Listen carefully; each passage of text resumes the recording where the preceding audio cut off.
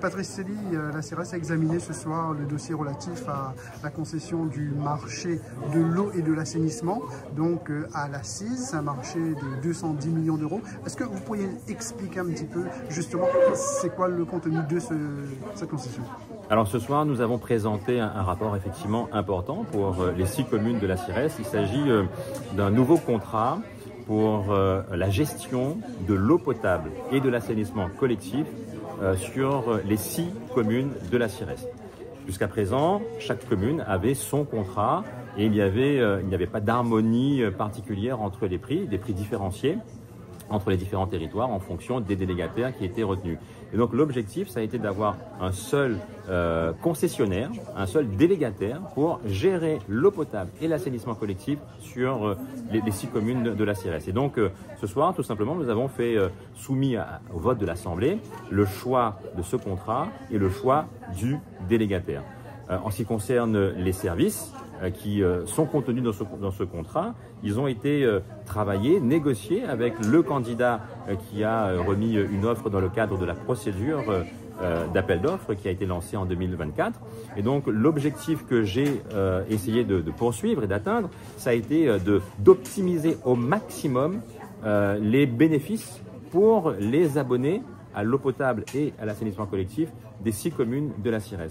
Et l'objectif, c'est d'avoir un service qui soit optimum, en ayant le moins de pertes d'eau possible, que les abonnés puissent avoir une ressource qui soit pérenne et continue durant les 12 années durant lesquelles ce contrat doit vivre à partir du 5 mai prochain, date d'entrée en vigueur de cette nouvelle DSP. Un marché de 210 millions d'euros, mais il n'y a eu qu'un seul candidat.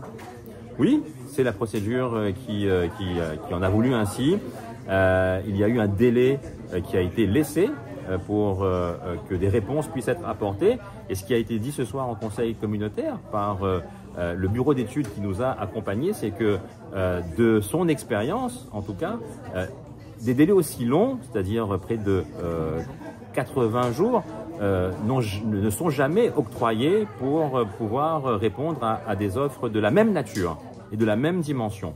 Et donc, il y a eu suffisamment de temps, selon notre bureau d'études, pour permettre qu'il y ait d'autres candidatures. Il y a eu d'ailleurs d'autres entreprises qui se sont manifestées, qui ont demandé des délais supplémentaires par rapport au délai initial, délais supplémentaires que nous avons, que la CIRES a accordé. Et néanmoins, malgré ces délais, nous sommes arrivés avec un candidat qui a fait une offre qui était largement supérieure au montant de l'estimation qui avait été présentée par la CIRES, mais grâce à un gros travail de négociation, notamment avec ma collègue Sonia Albufi, eh bien nous avons réussi à réduire l'offre présentée par ce candidat pour un montant et une enveloppe plus acceptable et raisonnable, sans diminuer la qualité de service que nous nous étions fixés de rechercher. Malgré tout, il y aura des augmentations au niveau des factures d'eau. Alors aujourd'hui, et je le redis et je le dis de manière très claire et très ferme, nous n'avons pas voté la tarification de l'eau. Cette tarification, elle fera l'objet d'un autre rapport, d'une autre délibération au prochain conseil communautaire. Il appartiendra à l'ensemble des élus de la CIRES de décider de cette nouvelle tarification. Mais cette nouvelle tarification, elle a un impact direct sur le niveau des investissements que nous pourrons ou pas réaliser dans l'avenir sur des nouvelles infrastructures en matière d'eau potable et d'assainissement collectif, notamment la construction de nouvelles unités de potabilisation, la construction ou la réhabilitation des stations d'épuration dans les différentes communes, l'amélioration du rendement de réseau sur les 6 communes également de la CIRES. Et nous le savons tous les habitants de la CIRES le savent, en matière d'eau potable et d'assainissement collectif, nous avons encore beaucoup de chantiers devant nous, beaucoup de travail. Nous l'avons vu notamment lors de la période de sécheresse que nous avons vécue récemment. Et donc il appartiendra en responsabilité à chaque élu de dire si oui ou non le niveau actuel nous permet de faire les investissements nécessaires dont a besoin la CIRES pour l'avenir. Patrice Célie, le maire de Saint-André, Joël Bédier, a fait un signalement. Il a saisi la procureure de la République concernant justement ce marché, ce 210 millions d'euros.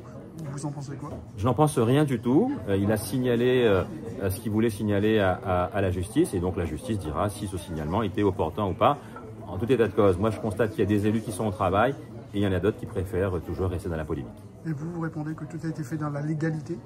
Évidemment, et la réponse en a encore été apportée ce soir, mais libre à chacune et à chacun d'agir comme il le souhaite. La justice a été saisie par un de nos collègues et la justice dira si oui ou non il a eu raison de le faire.